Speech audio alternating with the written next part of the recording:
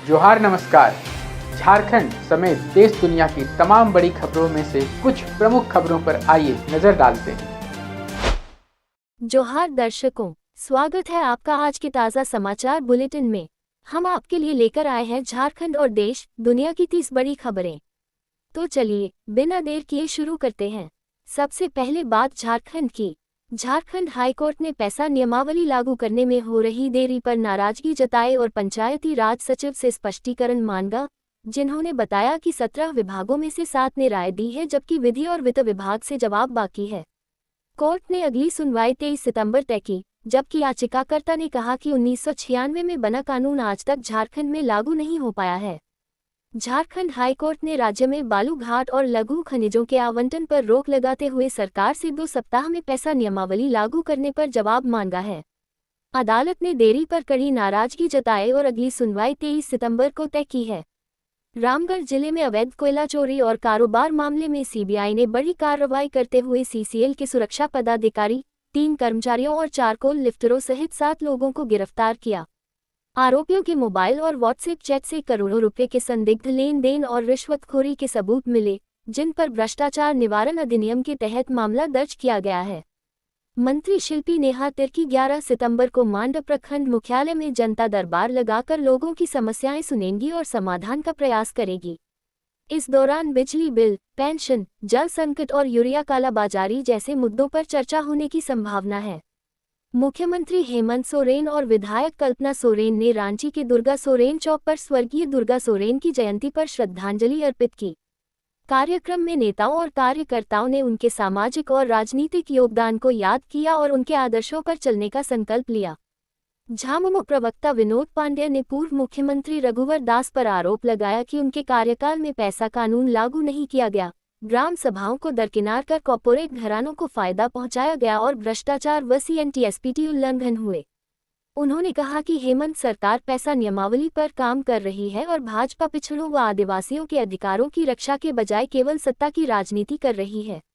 सर्वदलीय टाना भगत कमेटी ने राज्यपाल को 28 सितंबर 2025 को गुमला के चिंगरी, बिशुनपुर में आयोजित होने वाले जतरा टाना भगत जयंती समारोह में मुख्य अतिथि के रूप में आमंत्रित किया।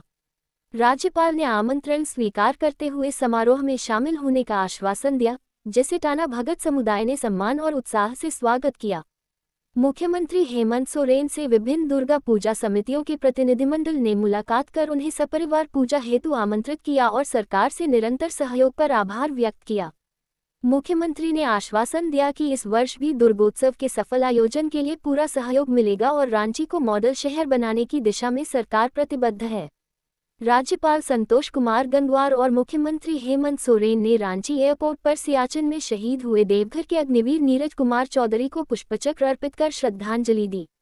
मुख्यमंत्री ने शहीद की आत्मा की शांति और परिजनों को दुख सहन करने की शक्ति के लिए ईश्वर से प्रार्थना की।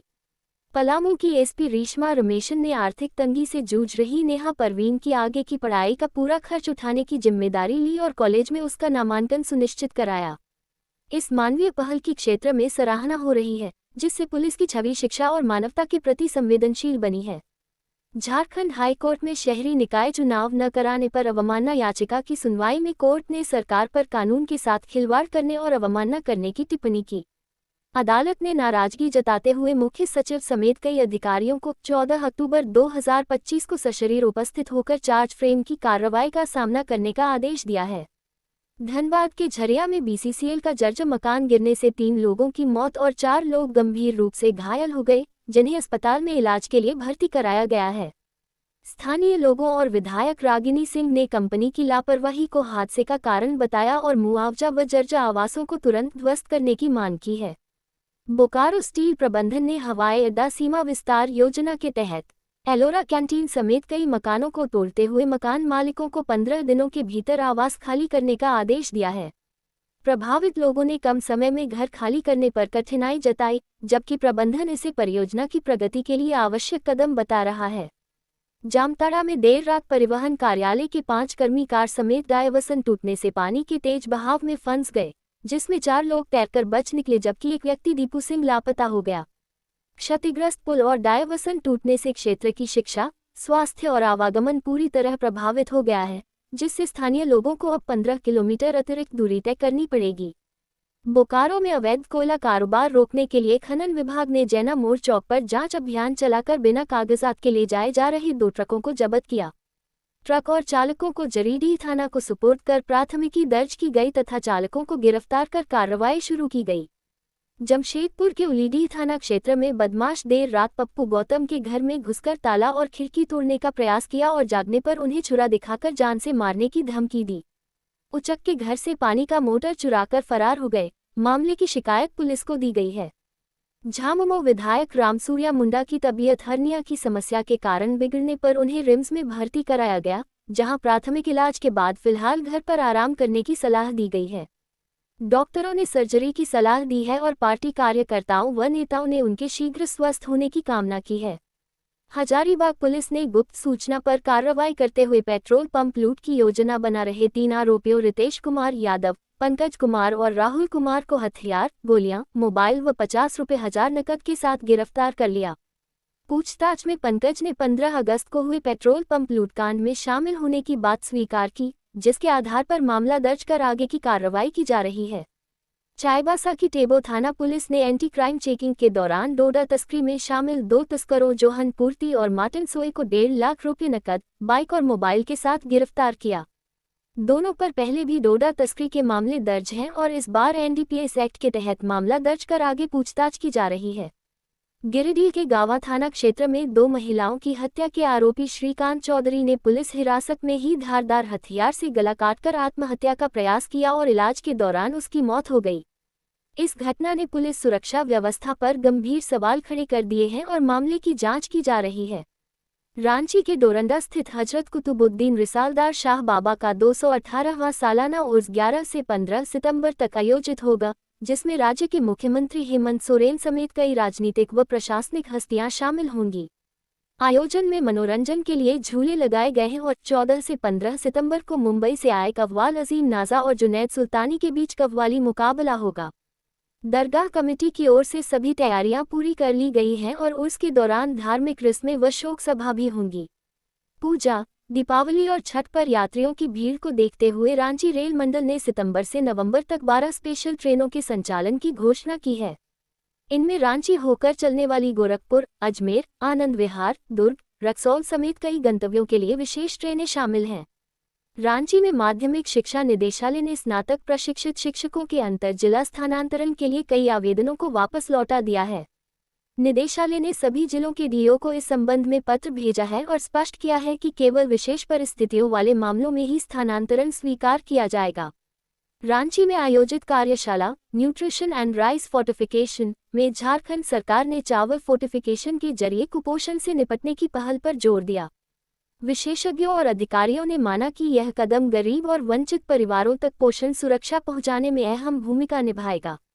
अब देखिए राष्ट्रीय सुर्खियां। नेपाल में जेएनजी आंदोलन हिंसक होने से अब तक 20 लोगों की मौत और 500 से अधिक घायल हो चुके हैं। प्रधानमंत्री केपी शर्मा ओली ने इस्तीफा दे दिया है और कई सरकारी इमारतों व नेताओं के घरों में आगजनी व तोड़फोड़ हुई है।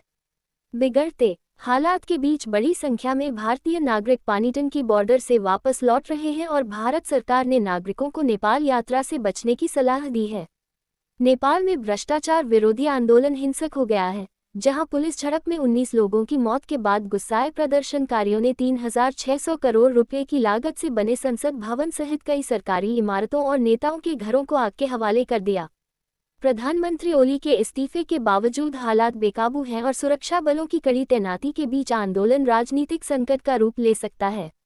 प्रधानमंत्री नरेंद्र मोदी 13-14 सितंबर को असम दौरे पर 18,000 करोड़ रुपए की परियोजनाओं की सौगात देंगे और भूपेन हजारिका की जन्म शताब्दी समारोह में शामिल होकर उनकी जीवनी व स्मारक सिक्का जारी करेंगे।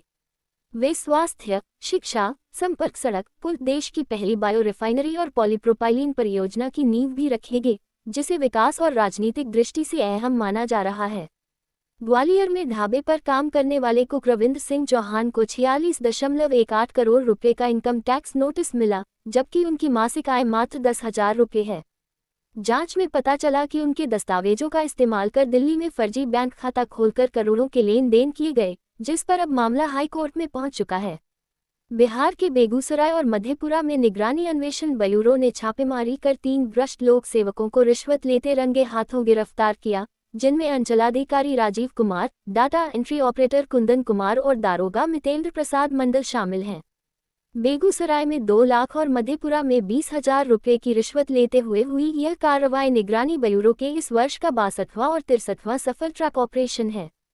छत्तीसगढ़ के कोरबा में मुख्यमंत्री की सुरक्षा में तैनात सीएएफ जवान ने ड्यूटी छोड़कर राइफल से अपने ससुराल में फायरिंग कर ससुर और साली की हत्या कर दी। पुलिस ने आरोपी को गिरफ्तार कर लिया। पारिवारिक विवाद को वजह माना जा रहा है, जबकि इस घटना ने मुख्यमंत्री की सुरक्षा व्यवस्था और सुरक्षा तंत्र की गंभीरता पर सवाल खड़े कर दिए हैं। ये थी आज की 30 बड़ी खबरें। अगर आप ऐसे ही अपडेट्स पाना चाहते हैं तो हमारे YouTube चैनल को सब्सक्राइब करें, Facebook पेज को लाइक करें और इस वीडियो को शेयर जरूर करें। फिर मिलेंगे अगले बुलेटिन में। तब तक के लिए जोहार और नमस्ते।